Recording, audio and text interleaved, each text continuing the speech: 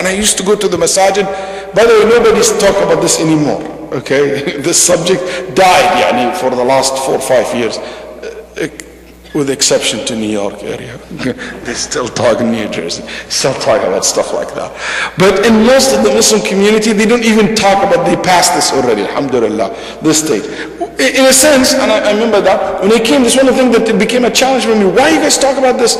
You need to understand the concept of hijrah correctly. Yes, I believe in the concept of hijrah, I believe that. But even realistically speaking, if you say no Muslim allowed to live as a minority in non-Muslim country, what you would do with all those Muslims in the world? Do you know how many Muslims live as a minority? Just give me a guess. Let's see. Just give me a guess number. Guess a number. How many minority Muslims in the world live in a non-Muslim country?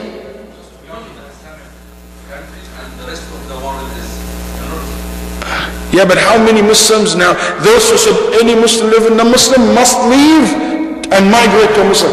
They talk about how many?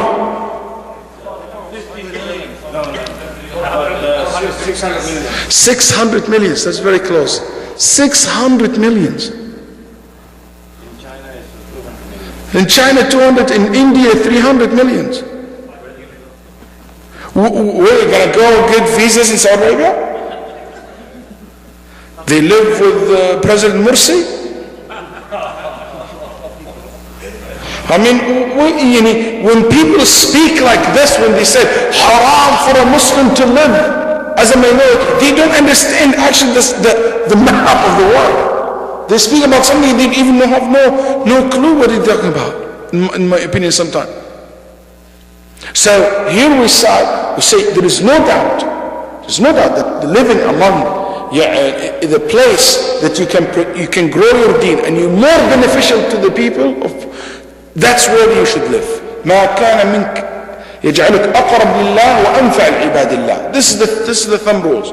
You're closer to Allah, you're more beneficial to the people around you. That's the place that you should be living in. That's the place that you should be living in. That's why ulama also said the person should migrate from the land of fisq to the land of less fisq. You don't live in a sin city. Okay, you try to live in a city which is more, and I don't mean a particular city by saying sin city. Okay, I don't mean Las Vegas in particular, but any place. There's so many places like this. To a nice neighborhood, good clean neighborhood, and so forth. Also the land of bid'ah to the land of sunnah, they said. You should choose to move from the land of bid'ah to the land of sunnah. طيب. There is another rules in Arabic. It's an interesting rules. It says إذا تكررت الجملة فإن جملة شرط الفعل تغاير شرط الجزاء كما هو مقرر في علوم العربية. When we have identically two sentences come after another in Arabic language, they are identical 100%. What are the two sentences that are identical? Whoever his hijrah to Allah and his messenger, his hijrah is for Allah as his messenger. They're identical, that's right? What that means? كيف يكرر نفس الجملة مرتين فمن كان هجرته الله فهجرته إلى الله ورسوله. العلماء said yes, they look identical, but they must be different in the meaning. Why? Because the first sentence is a request and the second one is the reward for that request. So the reward must be different from the request. So the request is here, whoever migrate for Allah, His Messenger, Allah requesting us to migrate for Allah and His Messenger, for the sake of Allah and follow the Sunnah of the Messenger sallallahu alaihi wasallam. So the reward, what it will be. فهجرته ثوابا وأجرا من الله وقربا من رسول الله. So the other, it means if you do this for the sake of Allah, Allah promise you a reward, and the Prophet ﷺ promise his companionship for you, that you will be so close to him in the day of judgment, because the one who follow the sunnah the most are the closest to the Prophet ﷺ. The one who follow the sunnah the most, the one who deserve the shafa'ah of Rasulullah ﷺ the most, and that's the reward that you get. طيب, question. In the end of the hadith he said, وَمَنْ هَاجَرَ إِلَى دُنْيَا وَامْرَأَةٍ يَنْكِحُهَا, whoever migrate for a worldly reward or benefit or woman to marry, so his hijrah to whatever he intend or he migrated for. The hadith did not mention them again, like the way he did it with Allah and His Messenger. He didn't say whoever migrated for worldly benefit or a woman to marry, so his migration for the worldly benefit he didn't repeat it again. Why he repeated it when it comes to Allah's Messenger and he didn't repeat it when it comes to the worldly benefit?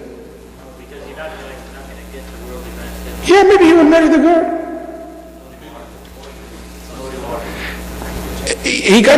He might marry, he might get money, he got the reward.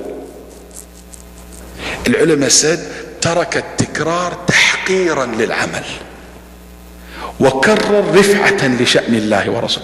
He repeated the same sentence again when it comes to Allah and His Messenger out of honor to Allah and His Messenger that deserve to be mentioned twice. But when it comes to the worldly benefit, he didn't mention it twice because it's not worth it. Yes, there is a reward, but it's not worth to be mentioned. What, to get married or to get any worldly reward, it's not worth to be mentioned by the Prophet ﷺ twice. طيب. Say that again. Yes. Yes, but it's not worth the hijrah, which is the great act of worship. Okay. ما تودناش في داعي دكتور ماجد. طيب. Question: can someone migrate on earth, leave one country to another like so many of you for dunya? Yani based on this hadith now, can I move to America just because there is good paid here? يعني نقول الدكتور بطار, if you go to Syria, if Syria's situation is good, he will not be paid the same way he paid here. Yeah, Allah أعظم. This is great يعني reward. That's why الشهادة أعظم منها ما في. But let's assume the situation. What, somebody go to Pakistan, to India, whatever, Indonesia. Okay. So what about that? He said, you know what, Sheikh, I'm working here as engineer, as doctor. I have a business because the pay is better. That's, believe me, I can go freely. I have free now, my country can worship Allah freely. I'm only here for the sake of money, period. I migrate to here for money. Is that allowed? It is allowed. It is allowed as long, yeah, see, I'll tell you. Can I say it? Okay, I'll tell you. It is allowed as long as you migrate to a place where you can worship Allah freely. Okay? But here the hadith, and he said, whoever migrate for dunya, for dunya, so his migration is for it. This hadith does not discourage us to migrate for the sake of worldly benefit, but discourage us to do this for that reason only. You got it? For that reason only. So you should combine. That's why mu'min niyyatu ablagh. That's why good intention is important here. Next, beside this, that you need money or to live a good life, is to do something good. Like, you know what, I can represent Islam here. I become an ambassador for Islam. I give da'wah, through my action. I support my Muslim brothers here. I do this and I do that, and so forth. I can learn something, I can benefit with it, my family back home or country that I came from, or maybe you're not, originally from here. طيب.